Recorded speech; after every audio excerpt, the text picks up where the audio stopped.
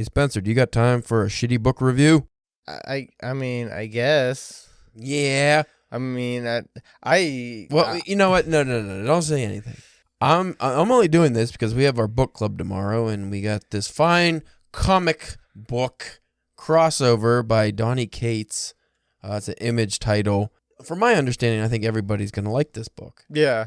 A few of our fellow book club members hit me up on Twitter to let me know that I'll love this book because they like this book.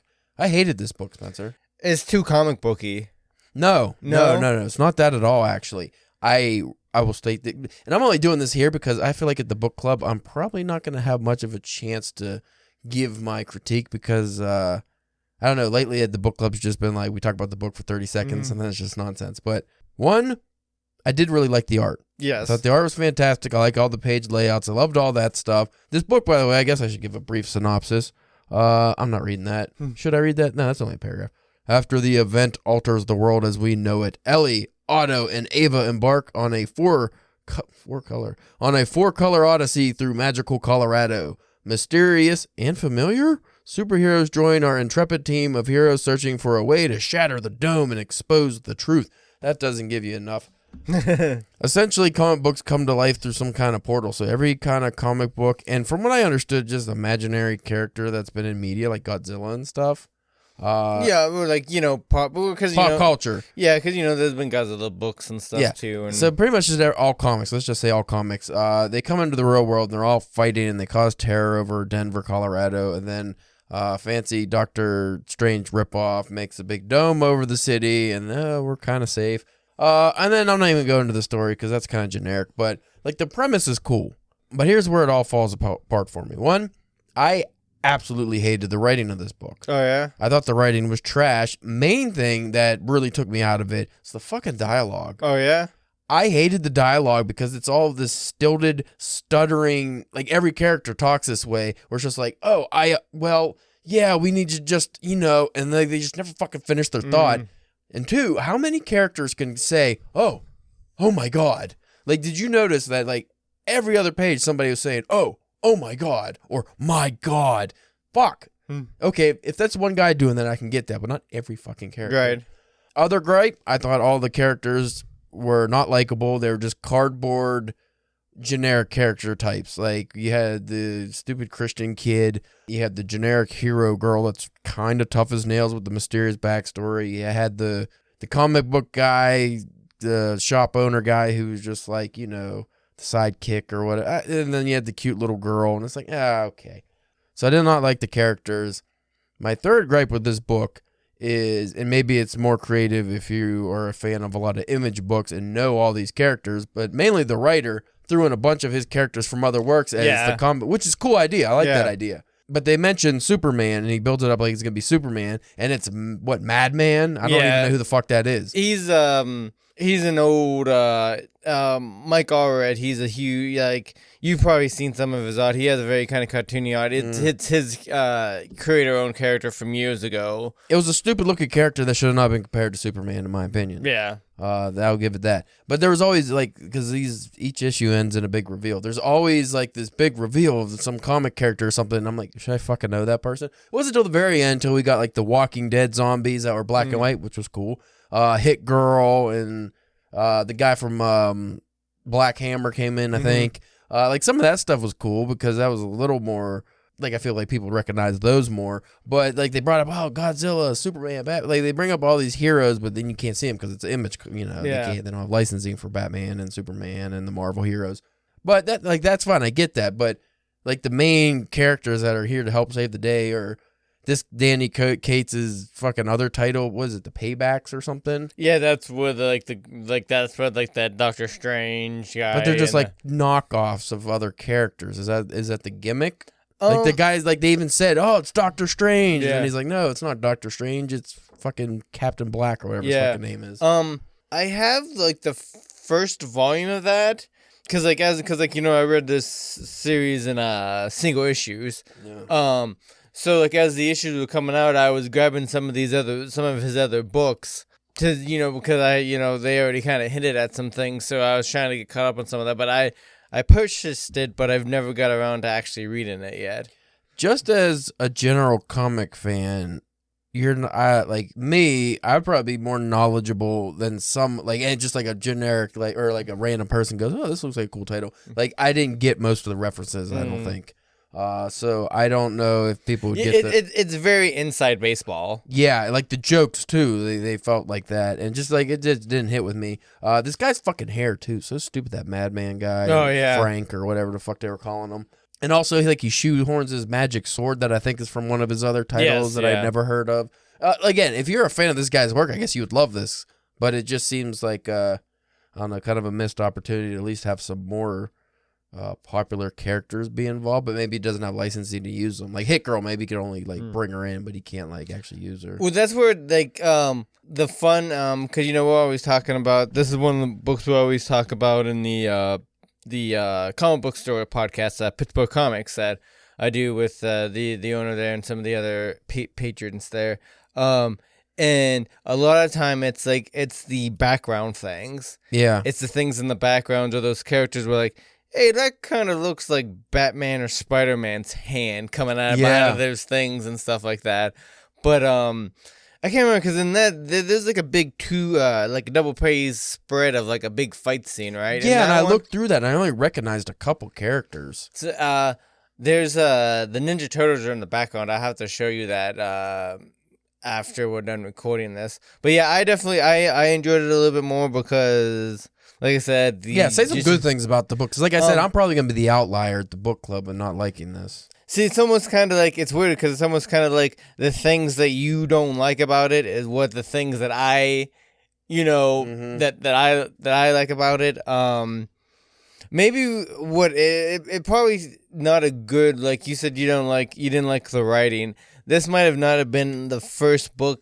If you haven't read any Donny Cates stuff, maybe not the first book to check out. See, and I can't judge because I didn't read them, but I was reading some reviews on this and stuff, and a lot of people that didn't like this book were saying that his Marvel stuff was garbage too. So maybe it's just if you're a fan of his writing style, or you're some very specific writers like a Haruki Murakami, you either like him or you don't. It's not really much of an in between. So maybe it's like that, but it was his dialogue I didn't like. I don't think it ever explained who the narrator was of this, and it was confusing at times. Yeah, that's ongoing. That's kind of so it goes in but it's I don't want to read the next one now. And also, and this is just because we finished watching The Handmaid's Tale. The whole religious aspect at the beginning of this, and it really pissed me off from the first issue. So I was not in a good mood when I went to the second issue. So that had nothing to do with the writing or anything. You're supposed to not like those characters. Yeah, it's just I want more of this. So I had enough. I didn't. I didn't care for the title, but I do like the art, and I like how the comic people are dots. Yeah, they're like the old dot art. Yeah, the old school comic book art style. But there was a couple, and we can end this on this.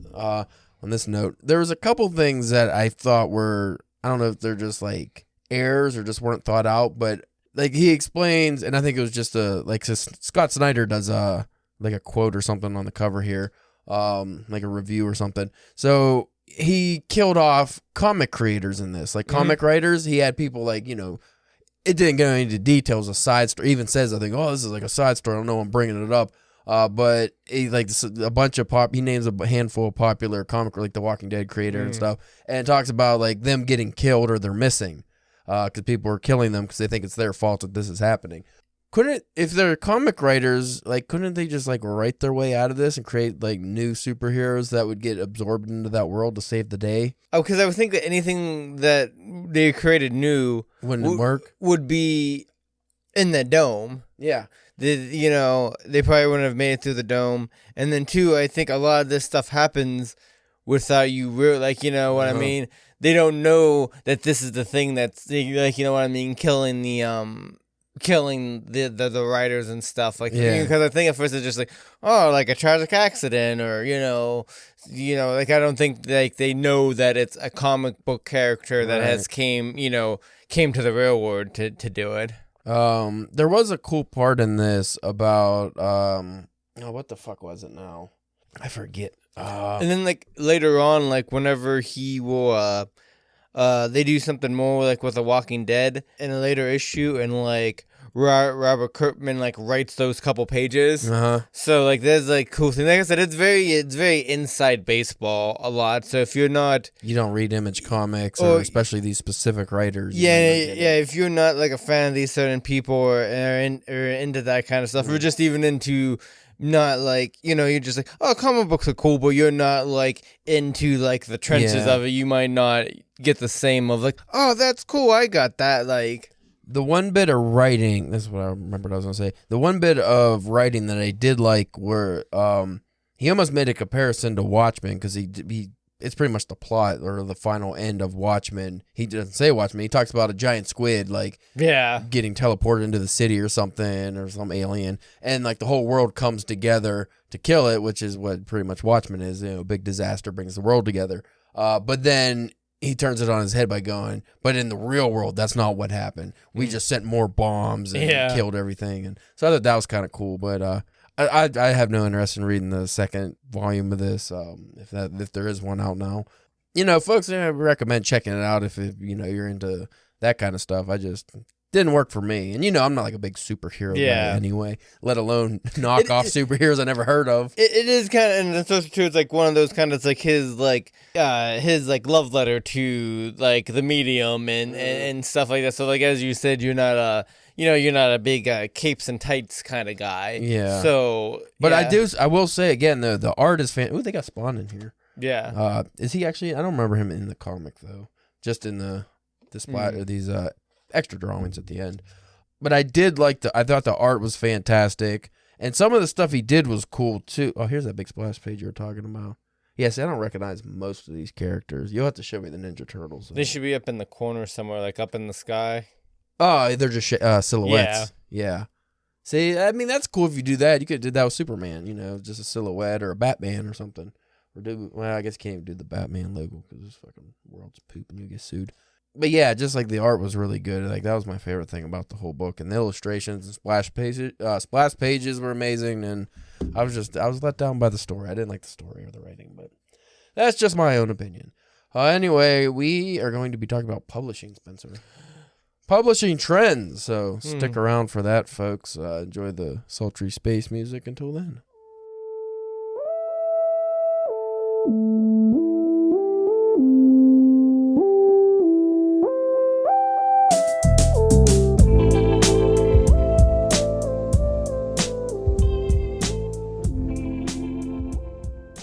Welcome, Undertaker. No, we've already did that bit a long time ago. I actually played a Paul Bearer clip on that episode too. He's like, "Welcome, Undertaker." I just like the voice. I don't know if I do it justice, but I like the Paul Bearer's Undertaker. Why was he always talking like his taint was getting tickled? He did it because he tried to make the Undertaker break on camera. Oh, is that why? Yeah, I read a thing about it later.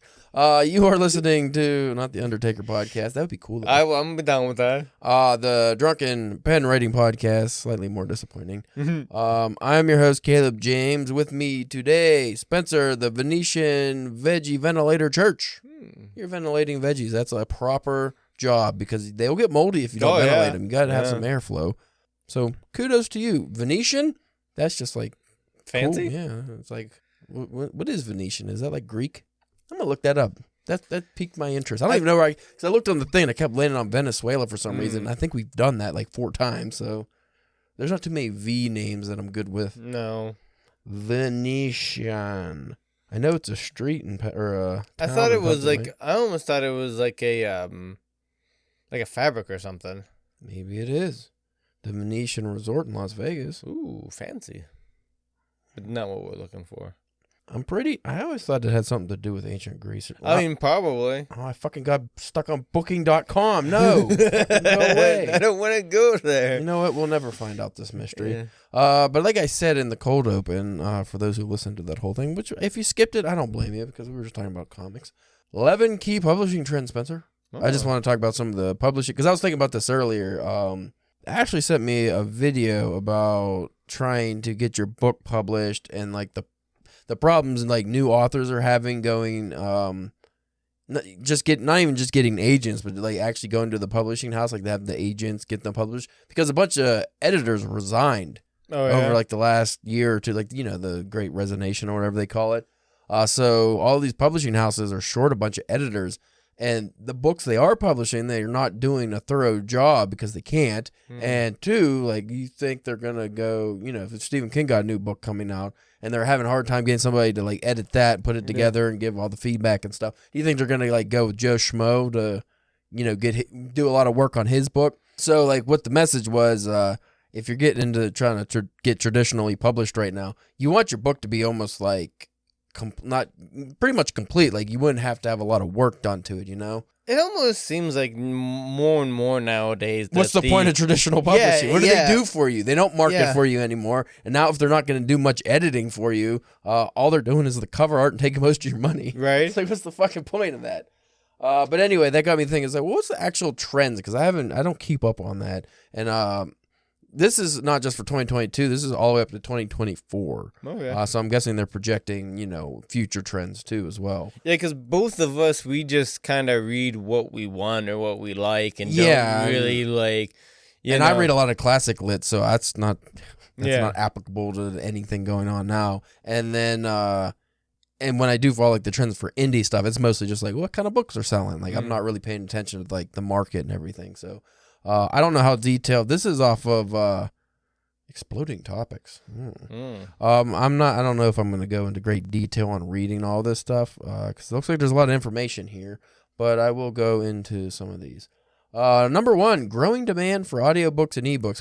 We talked about this before. We were both kind of taken back by how popular audiobooks are getting. Yeah. And a lot of indie authors, what they getting a lot of money if they have good voices, like a Paul E. Cooley. They do their own readings of their books. We can't do that because we're nobody wants to listen to us. Like I wouldn't want to edit that, but two, like I think I would fuck it up. Like I wouldn't be a good voice. Also too, because I also wonder, how are they, like, are they just audiobooks in quotation? Are they just them reading their story? I feel like you have to go almost radio play. Yeah, because I've been listening to recently, for the past couple of years, Marvel has been putting out like these radio play like podcasts where they do like a 10-part story where they each like a half an hour and it's like this radio drama. So like, is it more that? Because I feel like if it's that, then it's not an audiobook, right? You know what I mean? Well, like, I don't know if you listened to it. I think I sent you a while ago. I listened to I Have No Mouth and I Must Scream by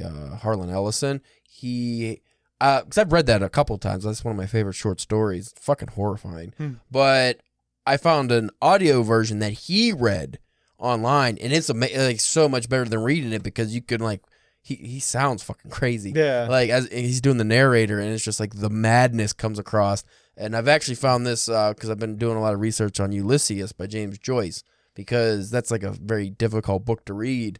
But a lot of people are suggesting that you actually, while reading it, also listen to an audio version of it. And just kind of like follow kind of like as you're listening. Yeah, because the way, and I got that when I listened to that James Joyce reading part of a reading of Finnegan's Wake, is his writing in those two works is supposed to be very lyrical and musical, and it's supposed to give you some kind of like a sense of emotion that you don't get if you're reading in your head. You could like, and as a lot of people said, you could just read it out loud to yourself too. It just helps, like, you know, if you get somebody with like the Irish inflection, it'd probably be better. But going back to like the radio things with the audiobooks, like I'm talking about like, you know, music. Yeah. I mean, background noises, you know. Like I was listening to some of the things that Andy Serkis do in the Lord of the Rings.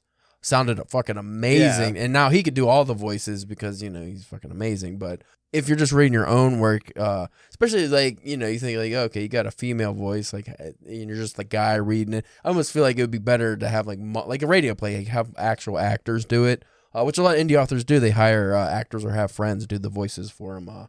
I think that works out better. Be a more enjoyable listen, I think.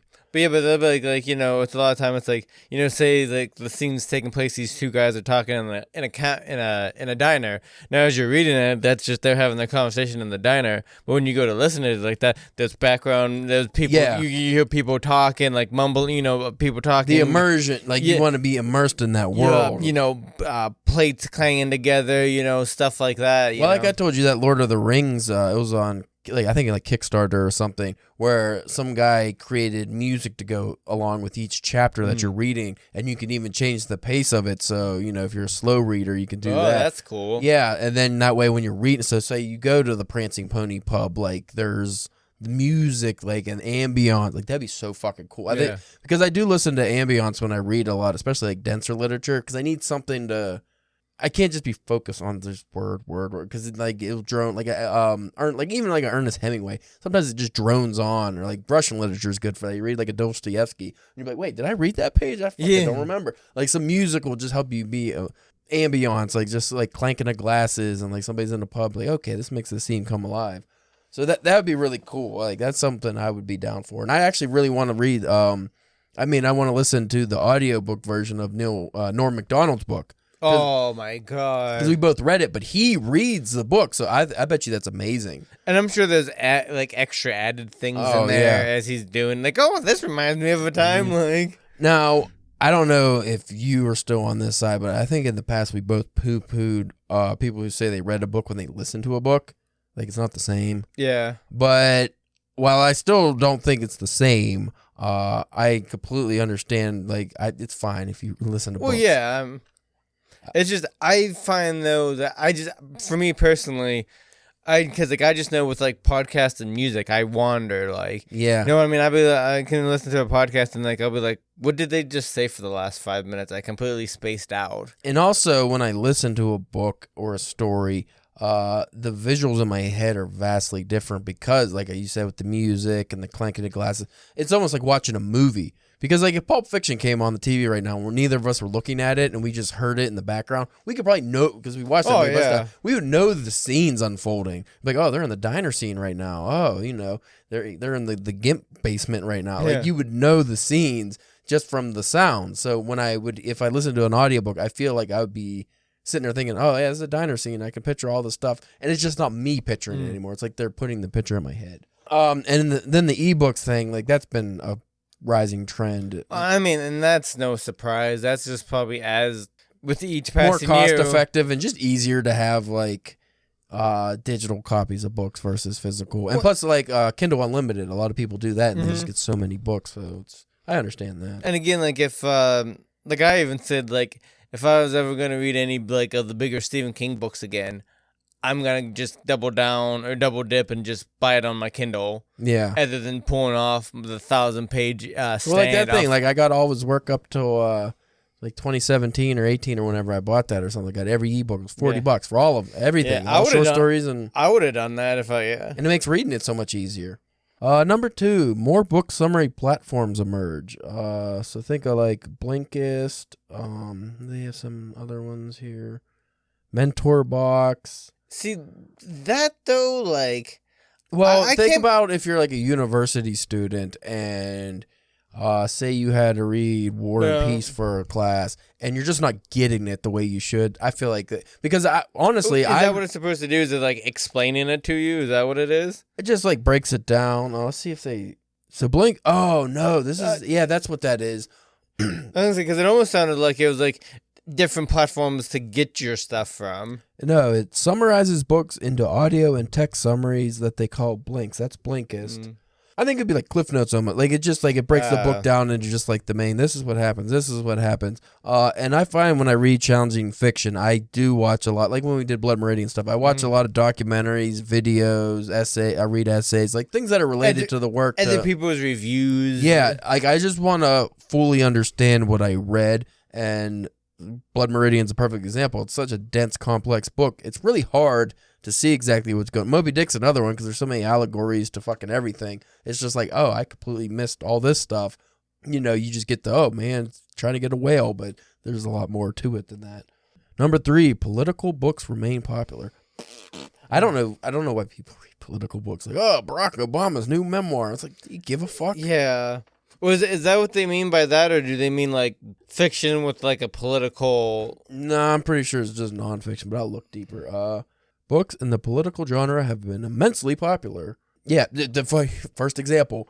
Former President Barack Obama's third book, A Promised Land, sold 3.3 million copies. So that's what I'm saying. See, what I would want to read, Obama's fiction. Like, I want to know what kind of story that guy can spin. You know what I mean? Like, I want to read, like, some fiction work from that guy. You know what I would like to read from any of these people if I was to read a political book? It'd be Barack Obama's, like you said, fiction, but like Norm Macdonald style. Yeah. Based on a true story, or not based on, I forget the name. Not on a base. But not a memoir or not a... No, that's what the tagline was, not a memoir. But it's like his whole life, but pretty much like Hunter S. Thompson, exaggerated and fictionalized. Yes. And more fictionalized as you get through. Yeah. Like the whole prison scene. Like, it's just such a great book. I think people who read that stuff just are people looking to be mad. Yeah. Or just to have their like biases confirmed. Or to just have that sit on their table and be like, yeah, I'm reading that. Look how cool and fancy and smart I am. I've never been into political fiction or political fiction, just political books, but especially political fiction. Number 4, this is sad, but we talked about this too before. Small bookstores continue to dwindle. Yep. Even Barnes and Nobles are doing yeah. I mean, I'm actually surprised because how long that they're even, because remember in high school, like even when we were in high school, the what was the other one that was Borders? Borders, yeah, Borders went out, and then Books A Million. There's a couple of them, but I don't even know if there's any in Pennsylvania, at least on this side. Yeah, I don't think. Yeah, because I think the closest one to us is in West Virginia. The most bookstores I've seen anywhere is when I was in Maine. Oh, yeah. In Bangor, there was fucking million bookstores, but like around here, like you go to Pittsburgh, there's more, but not enough. And I always find like those ones are like almost kind of like hard to find. Like you wouldn't, like if you do walk by a lot of them, I don't think you'd know that they would be a bookstore. And a lot of them have also succumbed to selling like records and, you know, Funko Pops and just like random garbage and toys. Like even Barnes & Noble, you go in there, half the store is just garbage stuff. Yeah. There's a whole kid section. Yeah. Number 5. I think I'm losing my voice. Number 5. This one's kind of sad. Libraries at odds with publishers. So as demand grows for digital media, libraries and publishers are locked in a duel. And I remember hearing something about this because I forget exactly how libraries work, but I think I don't know if they get a break, but you know, they buy a certain amount of books from publishers or whatever, and then that's what they have in their cost. It could probably cost more to buy a book than they, you know, because they just keep reusing it. So people can read it for free. Yeah. So I'm sure they have some kind of base amount that they buy off of publishers. But digital is completely different because you can do, like even our library, you can rent books digitally. Which I've seen stuff, but I've never like. It's just like checking out a book, but it's a digital book, and then you have a certain amount of time, and then I think it just goes back. But a lot of publishers now, they don't want to do that. Like they don't want to work with libraries. It's probably a pain in the ass, but. You know, just like I don't know anything how ebooks work like that, but libraries advocate for the free flow of information, but many publishing companies are worried about library checkouts cutting into the revenue. Publishers always hated libraries, right? Just because as you were just saying, they can rent a book out multiple times to multiple people for free, you know, and they're not getting. It's almost kind of like they would probably, if they could, they would probably put a stop to people borrowing other people's books, like, you know, because like if I let you borrow a book that I have that you want to read, but I let you borrow it and you read it, you read it for free. It's like password sharing with Netflix and stuff. They want to do away with that. They're charging up to libraries have been paying on average $45 per ebook. Whoa, that's crazy. They only allow them one copy. Like each library. One digital copy. Well, I noticed a few times I tried to rent out a ebook, like a one that was hard to find. It was like they only had one copy and I couldn't get it. Of an ebook. That's crazy. How could you only have one copy of something that's digital? Right? That's what I'm saying. And how has nobody fucking been able to like rip that off of something and just, you know, make a workaround around that? I have no idea. I think it's just because most people don't read anyway. That's They're gonna put in the work. Number 6, tech becomes a competitive advantage. This just goes more into the technology side and the ease of publishing and all that. Number 7, self-publishing numbers keep climbing. Number 8, publishing giants consolidate. Yeah, I'm definitely losing my voice. Fuck. Yeah, there's been definitely like more publishing houses like coming together and merging together because they can't like survive on their own. Mm-hmm. Which makes sense. I mean, what are they supposed to do? Number 9, independent publishers make gains. That's interesting. So indie publishers, Gains. You think the pandemic would have put a big hurt on them, but where they're actually getting a lot of their money, I think, is shipping. Oh yeah. I'm talking about like first editions and hard to get rare books like Caliban does in Pittsburgh. Caliban. They do a lot of rare books. We even half price books when we go there. Like I think a lot of their business are those interesting titles they get from like yesteryear. Like the old books. Number 10, increased calls for diversity. Here's the tricky thing. Is it that people want to read more diverse fiction, or is it's a trend that that they're pandering to? Yeah, like I don't know. I mean, people want more diverse fiction, but to the degree that these big like conglomerates are doing, I don't know if it's genuine. We talked about that before too. Number 11, authors go all in with digital marketing. You don't really have a choice because what are you gonna do? Go do book signings, or like you put up like flyers on telephone poles and stuff like that. Yeah, there's really no other way to do it. Yeah. You can also come to the Drunken Pen podcast and hawk your book if you want. Yeah, you can do that. Reach out to us. We might have you on the air. Why not? We've done it before. Fucking yeah. And that's all they had for now. So nothing there was really surprising, actually. I guess I'm more in the know than I thought. I do. See, I was thinking they was gonna go into like more of like this genre, like that's what I was thinking. Like vampires were popular, but this is gonna be the big thing now, or like that kind of stuff. Oh my god, it's Venetian. Here, let me check out current genre trends. Because I think that would be the more interesting.